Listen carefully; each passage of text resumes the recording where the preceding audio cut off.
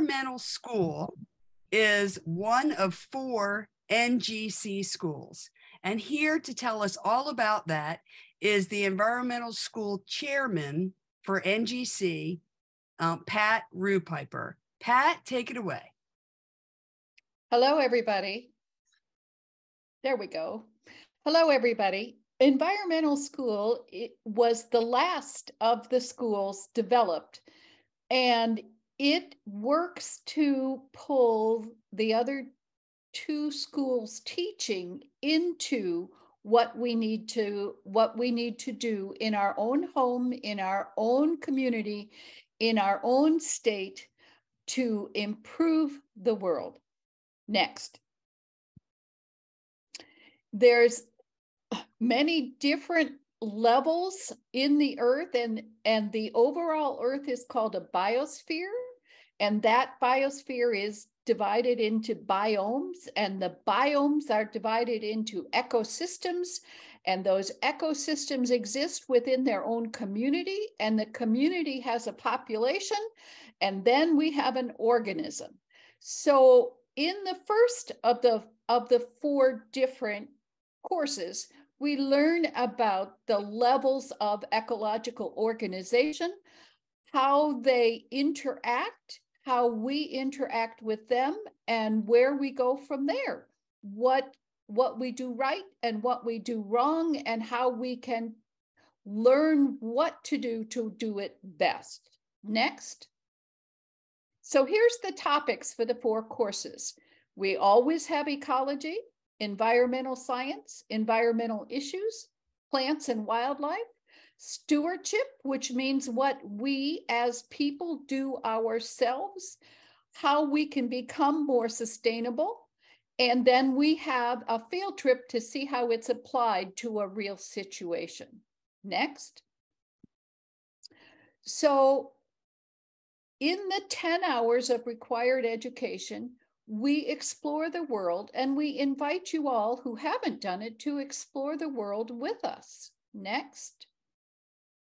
Make your world a little better. This is a sign from Red Butte Garden in Utah.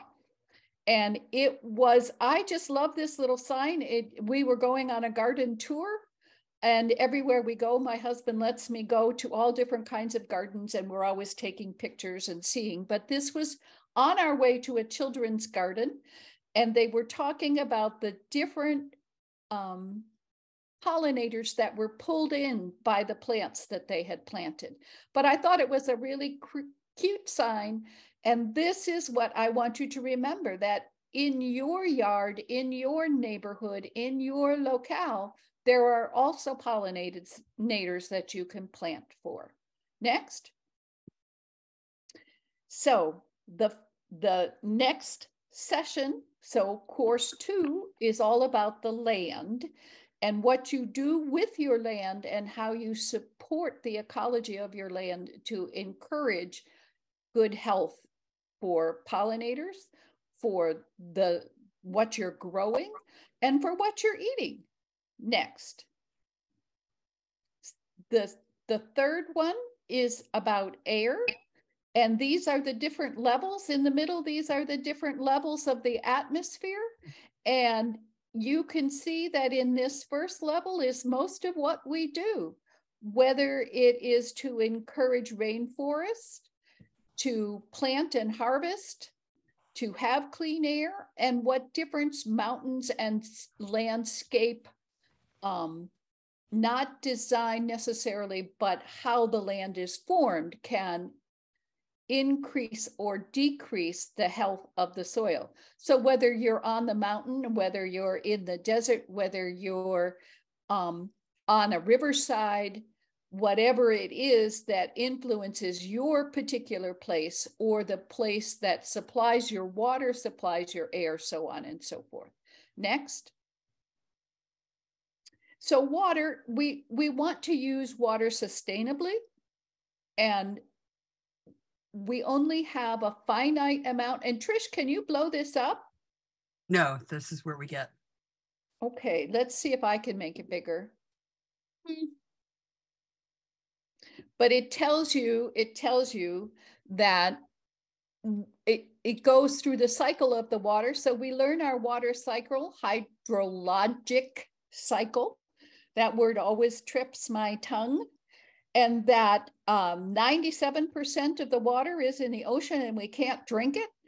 3% of the water in America, 3% is fresh water. And the most of the water in America comes from the Great Lakes. And so the river basin and the estuaries and where the water flows to all works together. So we have to take care of it. Part of learning about the water and learning about the land lets you know that as you remove the water from the deep reservoirs, it doesn't get back as much as we use it up. The amount of water is truly finite. So there are many different things working on how to improve how much water we have. There are new types of creating it from evaporation in the ocean and catching it. There's just creating it, period, by combining the different chemical components, hydrogen and oxygen, and that kind of thing. So people all around the earth are working on supplying more water to everyone. One of the things that they were talking about not too long ago was how to capture floodwater in Africa during the rainy season, so that during the dry season, it took longer for everything to dry out. And that if they dug 4-foot holes and let the water flood those holes, and they dug so many holes per acre, and they don't call them acres there, they do it in whatever the metric is. Hectares. Thank you. That water would evaporate slower and give them an extra 3 to 4 months of enough water for food to grow. So there's always something interesting going on. It's really kind of cool. Next. So all this gets pulled together, and then we discuss why your choices matter.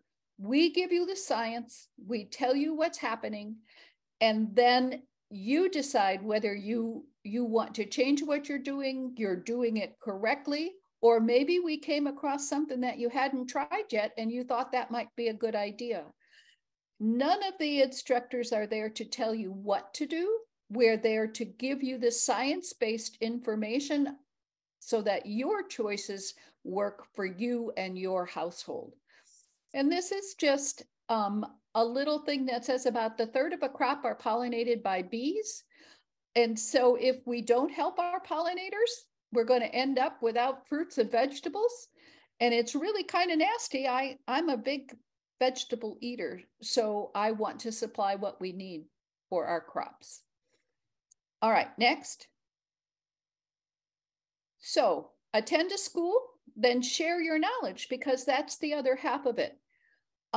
We want you to take the information that you garnish from going to school to your home garden club, share it, and maybe start a project. Maybe just change something in your yard. Maybe just decide that you're going to bring in information once every 3 months, once a month, 5 minutes a meeting, however you want to do it, to increase everybody's awareness of what you can do to make the world a safer, better place for all of us that inhabit it. Next. So I'm done for the first part. I really believe that attending the science-based courses of all the schools make a difference in how you look at the world and how you make your choices in the world. And if I didn't believe it, I probably wouldn't be in the spot that I'm in now. But there are all kinds of classes available, and we'll talk about that a little bit later. but you can take a class sitting in the classroom. You can take a class via Zoom, and we do have via Zoom.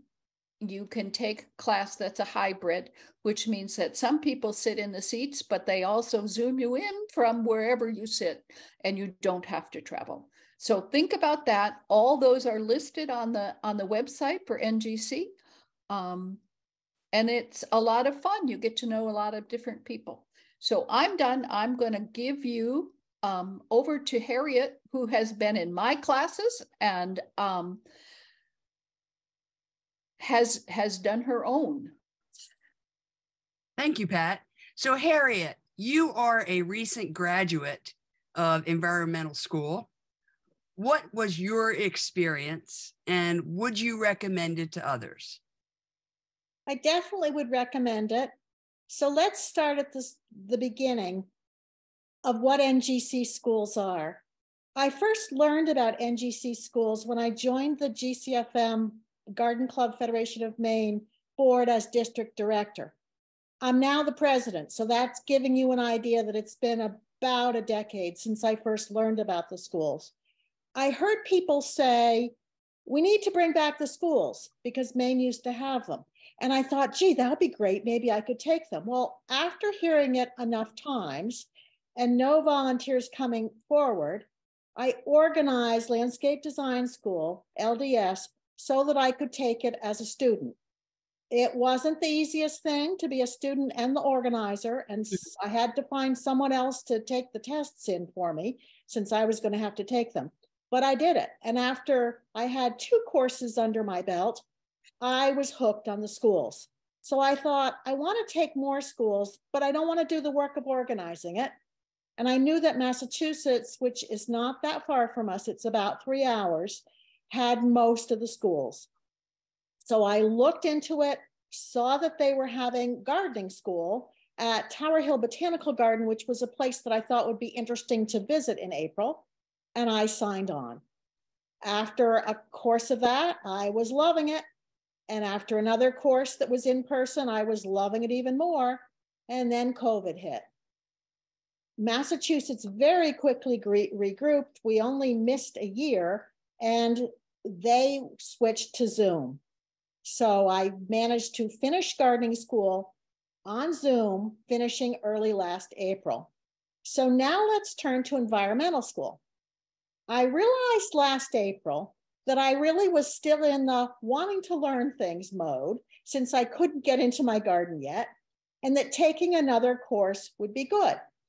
Environmental was the school that I had left, and I looked on the NGC website, and I saw that Buffalo, New York was offering course 4 later in the month on Zoom, and I thought, well, that sounds pretty good, and I looked into it, and their schedule was spread over 3 mornings, leaving the afternoons open to gardening. And I thought, I really can fit this in. And then I saw that their virtual field trip was to Niagara Falls, and I signed right up. I also figured that any examples in upstate New York would likely pertain to my area, since both Maine and Buffalo are in northern places with forests and ample water resources, although I'll admit that Buffalo has even greater water resources than Maine does because their lake is a lot bigger than our lakes. But I want to have a caveat for all of you. I will admit that I do not identify as an environmentalist. I have always tried to do what is right in my garden, but my political and religious leanings do not always line up with today's environmental movement. However, I trusted National Garden Club to offer a factual course. I knew that the curriculum had been established before politics were heavily involved in our view of the environment. I was not disappointed. The courses were factual with science topics like the carbon cycle, biodiversity, and the food chain. There were lectures on nature. I love nature. And yes, there were a few courses that offered ideas that I thought were perhaps the instructor's opinion, but that is what critical thinking skills are for. We're all supposed to have open minds and realize that we don't necessarily have to take everything at face value as long as we can see what the research is showing. In my very first environmental course, I learned that the reason why we hear water reports about fecal coliform as a reason why beaches are closed, and we don't hear about viruses, is that if bacteria is present, the viruses most likely are too, and bacteria is a lot easier to detect with tests. I learned a lot of other interesting things as well. So last summer came, and I was back in my garden, far too busy to think about courses. But by late fall, I was looking for another environmental studies course or environmental school course. And I found on the NGC website that Oklahoma had course 2 the first week in December. That's a slow time for me, so I signed up. I had figured out from Buffalo that the Zoom speakers come from various places in the US, and that most topics offer information that is applicable everywhere. So I no longer thought I had to just target the northern states. I also kind of wanted to learn a little bit about Oklahoma's environment, but I really knew that I was going to learn plenty that was going to pertain to where I live. The course in Oklahoma taught me a lot. One thing I learned in course 2 from a Florida-based instructor had to do with hardened shorelines. Hardened shorelines are things like man-made seawalls. What we learned was that nature's way with sand dunes, etc., they have mangroves in Florida that are hugely beneficial. We don't have mangroves in Maine, but we have a rocky coastline and we have sand dunes. And I learned that those shorelines are much more effective against storm damage than hardened shorelines are. And it wasn't even a month after I even learned that term, hardened shorelines, that they were a news item in Maine following a big storm. And it was a very positive news item. They said that Maine didn't have as many of these hardened shorelines as a lot of places do. So I was happy about that. But I also saw the terrible damage where the shorelines had been hardened with seawalls. I was very pleased, since I liked that Oklahoma group, that Oklahoma was offering course 3 this past February. So I signed up. The topic was air, and one of the things that I learned was that indoor air pollution is a huge problem today. I mean, even if you live in a place that's got fairly clean air in a rural area, inside your house with the chemicals coming from your furniture and cleaning supplies and stuff, the air can be horrid. So that left course 1 for me. And I could have put it off for next year, but I saw that in late February, course 1 was being offered by Pat Rupiper in Ohio. And so I took course 1 last and took it last February. I completed all 4 courses in under 1 year and all on Zoom. What a contrast this is to Flower Show School, in which it's all in person. And even though they try to do it twice a year, it was interrupted terribly by the pandemic.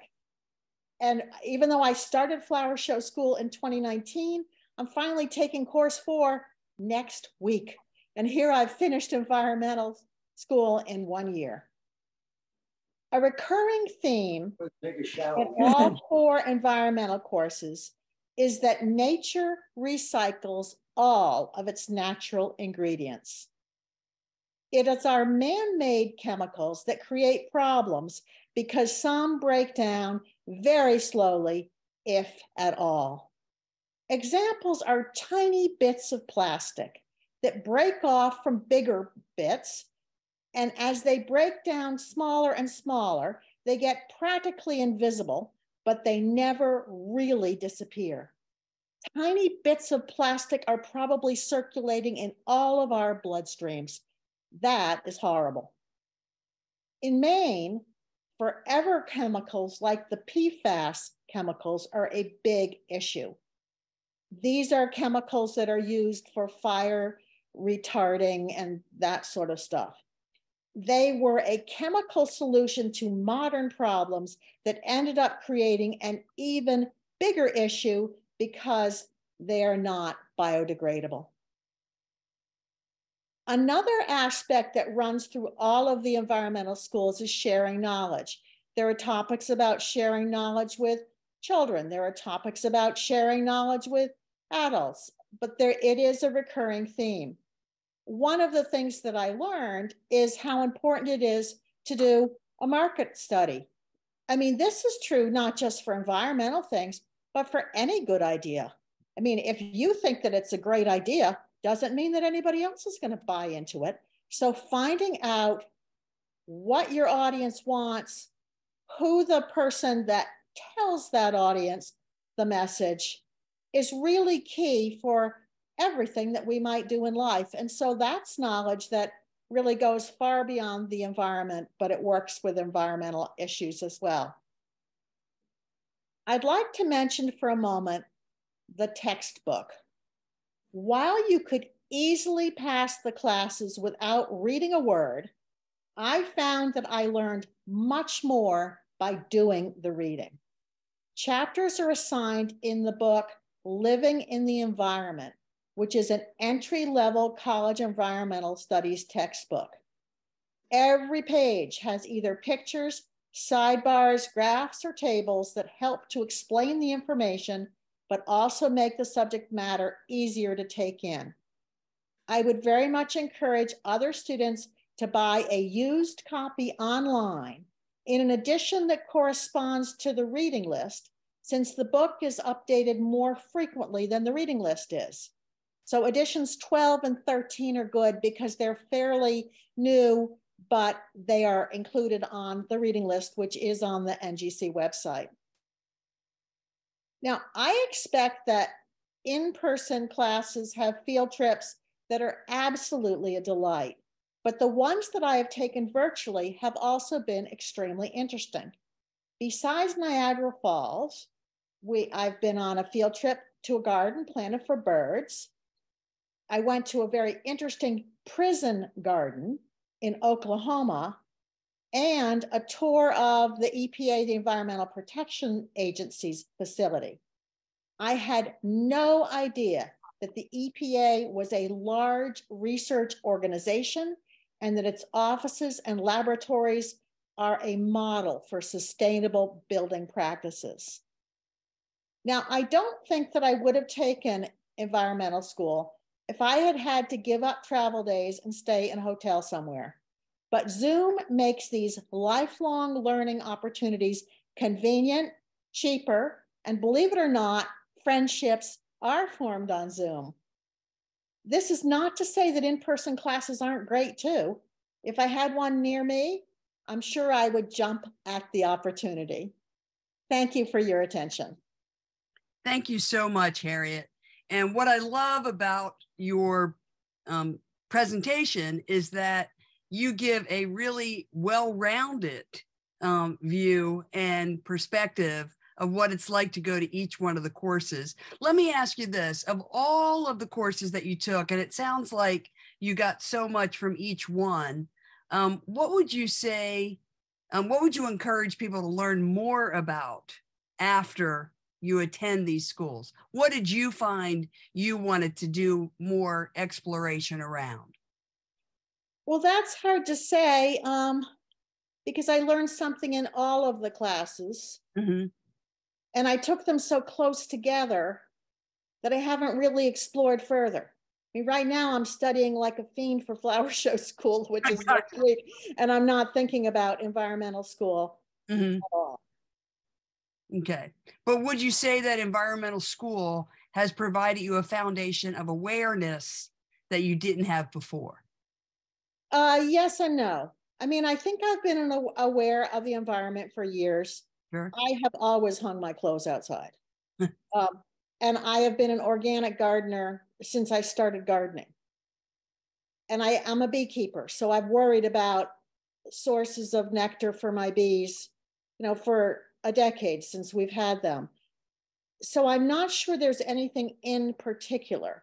Some of the things that they recommended in the school, I just thought were a little over the top. For example, it was recommended that we unplug every appliance in our house that we're not using. And so I ran and I thought, okay, as a trial, I'll unplug our printer. I don't use it that often. Well, it wasn't but a few days later that I needed the printer. And, you know, after I plugged it in, I thought I'm not unplugging it again. So I think that it's up to each individual to decide what works for you and what doesn't work for you. But I think being less wasteful is important for all of us. But then, I mean, you can tell by the way I dress. I mean, I'm not somebody who's doing consumer fashion, which is a terrible waste of resources. Gotcha. Gotcha. All right. Well, thank you. Thank you. I really appreciate that. So next up, let's hear from an environmental consultant graduate, a long-term friend of mine from both South Carolina and Georgia, Karen Oliver. Karen has gone to environmental school many years ago. She's a 5-star. And Karen, what is it that environmental councils can do once they graduate? One thing that environmental councils can do is to focus the effort, focus the recognition of where there are needs, and help organize our members to meet those needs. And we have discovered that in our community too. And so one brain is great, but if you can get a collection of brains together and pool all this excessive energy that we gardeners tend to have, then we can make a lot of really good things happen. Great. So can you kind of give us an overview of what are some of the projects that an environmental council might undertake? Sure, I'll be glad to. What we have worked with in our area are green events in our community. One example is that I live in North Augusta, South Carolina. I began gardening garden club in Augusta, Georgia, which are 2-bedroom communities. We're actually a little bitty bedroom community to Augusta. Every year we have a highly competitive event to clean the Savannah River up. The Savannah River is the state line. And so we have teams on both sides of the river, big old Augusta and then a little bitty North Augusta. And y'all, we beat them this year. We had more volunteers, we cleaned up more trash, and we had more activity, although there was a tremendous amount on both sides of the river. So that's one really, and it's kind of a little party get together afterwards. It's a lot of fun. You can talk to people in your garden clubs and in groups that you speak to about how to impact our earth less, and one way is through our diet. You know, we Americans are most blessed and fortunate to be so well fed. But if we can decrease our intake of high utilization components like meat, and so when in my household, what we try to do is have one meatless day a week. A lot of areas they'll say we'll have meatless Monday. Well, I'm Catholic, so I have meatless Friday. But at any rate, you know, just look at your diet and look at how you purchase your groceries. And so that's one really good thing to do. Another thing is to look at Earth Day activities. Communities all across the country everybody's becoming more aware of our air quality, of our water quality, of our topsoil and the abuse that our soil takes from a lot of gardening practices, mostly commercial gardening practices, and cleaning up and trying to teach children to not litter. You know, there are a whole lot of Earth Day activities that we can be involved in, but we members of garden clubs, we're in the community. We are in the schools with our children and grandchildren. We're in our churches with our groups. We're shopping, and we're in a good position to increase awareness and increase people's cooperation. Another thing that you can do is partner with your municipality and with the organizations within that. And one thing that we've done recently in our area is we helped sponsor a recent environmental study school. So probably about 30. It was in it was in McCormick, South Carolina. This was the most interesting place, and this just shows that environmental awareness not something that our generation dreamed up. Back in the 1700s, there was a physician, Dr. Lahowe, John Lahowe, and he was French. But anyway, he was in South Carolina. He was a physician, and he made it a project to. He had land. He'd gotten it as a land grant to take 10 female orphans and 10 male orphans who were pretty much abandoned every year and put them in a school and teach them a trade, give them a place to live, feed them, educate them, and train them in a way that they could support themselves. When and this was a big working farm, I would encourage y'all to even look it up and read about it. When he passed away, he deeded his estate with the stipulation that it would always be used for educational purposes. And so for many years, it was kind of a boarding school / correctional facility for male youth at risk of high school age. It closed down several years ago, and now it's reopened as a governor's honors agricultural school. And so these kids go to high school there. They have to apply. It's tuition free. I'm sure that they do have room and board, but they live and breathe their education, and they're housed there. And they also learn how to work on machinery if they want to learn how to weld. Interestingly, there are more female future farmers there than there are boys right now. And this was a place where we happened to host our last school. And it was so interesting to see the farm and to walk around and see how people lived, and then to see how that current philosophy is being carried out. And we as environmental consultants and students partner with them and really participated. And so we brought in a speaker from our local wastewater management team from the city of North Augusta. She had never done that before. She did a beautiful job. And so through that, we've created another relationship with our local government to accomplish things. She didn't know about a lot of the things that our council does in North Augusta. So you can just get really creative. Trish has joined the Sea Change Conversations. SeaChange.org is a place where you can go get a lot of very factual information regarding conservation practices. And I would encourage you to look at that. And then get creative and have fun. One thing that we do in North Augusta, our council, we have 4 clubs. We only have, it's not even quite 60 members. So y'all, this is not a big council. But we maintain a community garden that used to be the site of the old waterworks of our small town. In the 1950s, the Savannah Riverside Nuclear Facility was located just outside of North Augusta, and the population, I don't know what you call 10 times over, but it just exploded. So they had to develop new water resources. But the old waterworks park was an interesting place, fed by natural springs. And so a few years ago, some organizations got together, and this garden was kind of reinvented. It was the low brick wall holding tanks were repaired, a landscape plan was drawn, and the North Augusta Council was asked to maintain it. And so, sure, this is gardening study too, but also it's environmental, because in our garden that we maintain, and it's not a small garden, it's fairly large, we are chemical free. We, for weed control, we hand pull. We try mass plantings so that undesirable seedlings don't have much of a chance to sprout. And we had a massive project last fall that I suggested with newspaper and mulch.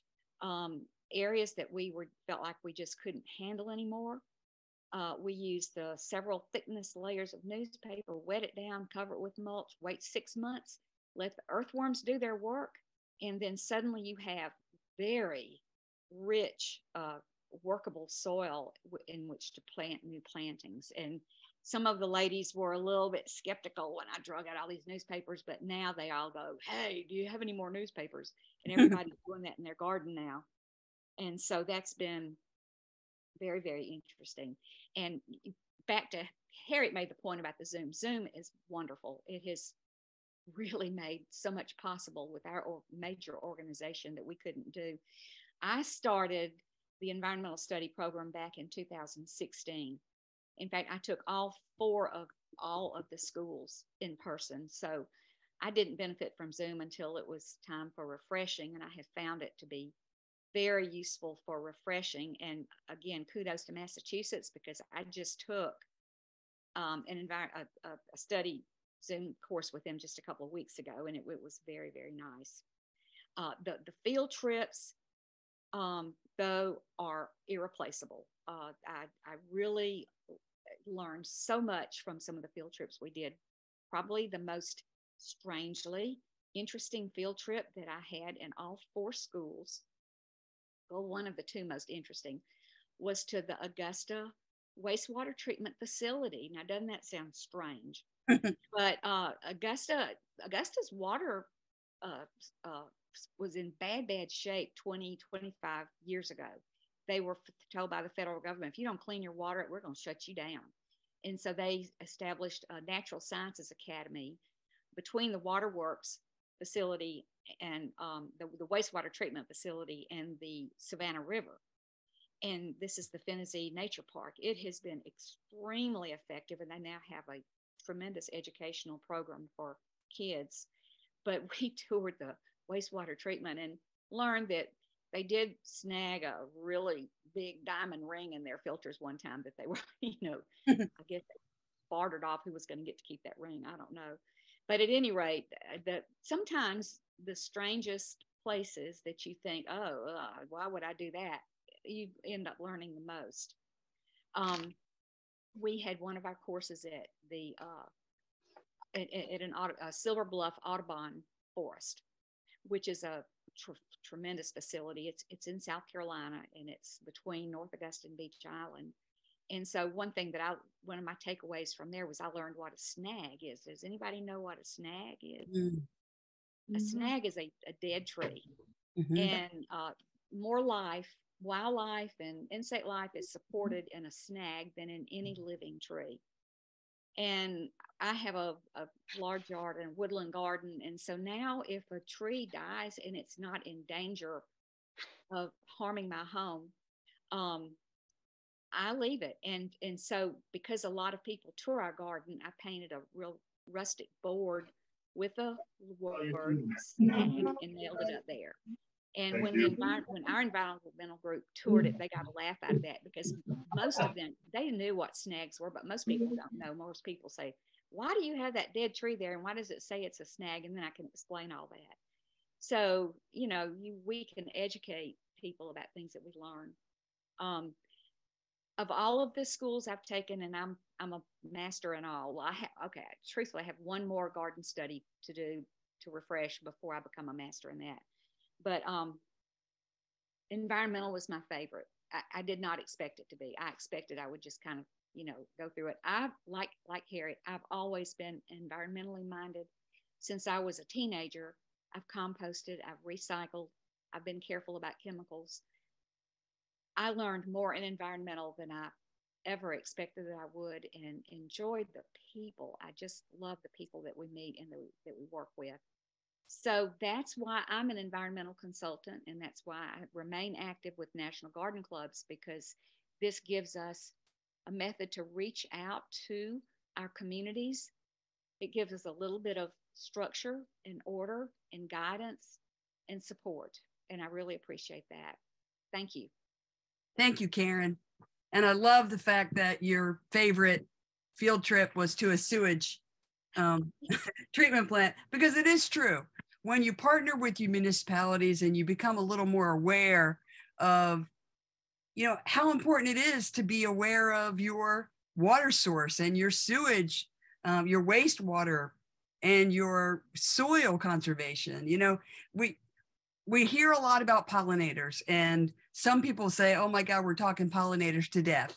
We can learn about that and we think we know everything. But then when you go to environment school and you see how one piece of knowledge builds on another, and it kind of all comes together to make you an even better steward of your own yard, your own garden, and your own community. So on that note, I would strongly encourage anyone to consider taking environmental school. Now, Karen mentioned becoming a 4-star and a 5-star, and that leads to our next topic, which is tri-refreshers. What are they? What do they do for you? And here to tell us all about that, again, is Pat Rupiper. Pat? So tri-refreshers are one of my favorite things. And it is the required education to keep your consultantship viable. And within every 5 years for each school, if you are a consultant, you must refresh. Multiple refreshers provide an opportunity for National Garden Club's environmental gardening and landscape design consultants to maintain their accreditation. Refreshers are open to individuals interested in expanding their knowledge of natural world in their community or in their own backyard. Local experts engage attendees with topics related to environment, gardening, and landscape design. Multiple refreshers, they're open to everyone. You do not have to be a consultant to attend. And I would suggest to you that if you are attending one and you have someone that you're trying to interest in gardening, in environmental, in landscape design, take them, invite them to go along with you to a tri-refresher. There are no exams in tri-refreshers because by the time you reach consultant's status, you never have to take an exam again. So you sit back, you absorb the information, and you enjoy yourself. Local experts, the National Garden Clubs has 4 schools that offer enrichment and educational growth of its members. The flower show, their refresher, the judges' refreshers are called symposium, and they're a different kind of thing. But we have environment, gardening, and landscape that each have an equal amount of importance offered in the tri-refresher. So any garden club member can go. The public is welcome to attend. Sometimes master gardeners come in for the educational hours, and it seems like the state schools that sponsor the master gardeners, there's always a changing number of education hours that you have to have. The consultants, the tri-refreshers can be sponsored by the state garden club, by the consultant council, by a region, by one or more states together. So there's a difference in everybody can work together to have one. So I think what I want you to take from this is that they can be attended by everyone. In person, Zoom, or hybrid, like I said before, works real well. They last for 8 hours of education. And if I am doing it on Zoom, I make sure that I have 10 or so hours so that we build in breaks, those kind of things. Next. You can elect to take 1 credit for school in which you are not a master consultant. You can elect to take 1 and only 1 credit for school in which you are not, let's see, a master. Boy, I repeated that one twice. Sorry, guys. All consultants may only refresh once a year in each school, but the master consultant, so when you reach mastery, any school that you are a master in, you can refresh in at the same event. So because I am a 5-star, I can take my master consultantship once each year or once each 5 years and refresh in all 3. Next. So the other refreshers, and you can host a refresher as a state, as a garden, as a state garden club, as a regional garden club, or as a individual focus, tri-council, council focus. So if you wanted one school focus in landscape design, you could have 8 hours of landscape design instruction. If you wanted 2, you could have landscape and gardening school, but you'd still need 8 hours total. There's no wiggling around 8 hours of education. There is a sheet, a fact sheet of who can refresh how often when on the national website. So that's available to you if you're confused. But it is a suggestion for anyone who wants to run it to take that fact sheet and go with it. Is that it? That's it. There we go. Yes. So under our schools, gardenclub.org, our schools, you will find a multiple refreshing area, multiple refreshers. It's run by Doris Duckworth this session and next. And she's wonderful for working with to understand. If you did not attend our 3 prior sessions, NGC does offer 4 unique schools for your own personal enrichment. None of them require that you go out and do community service.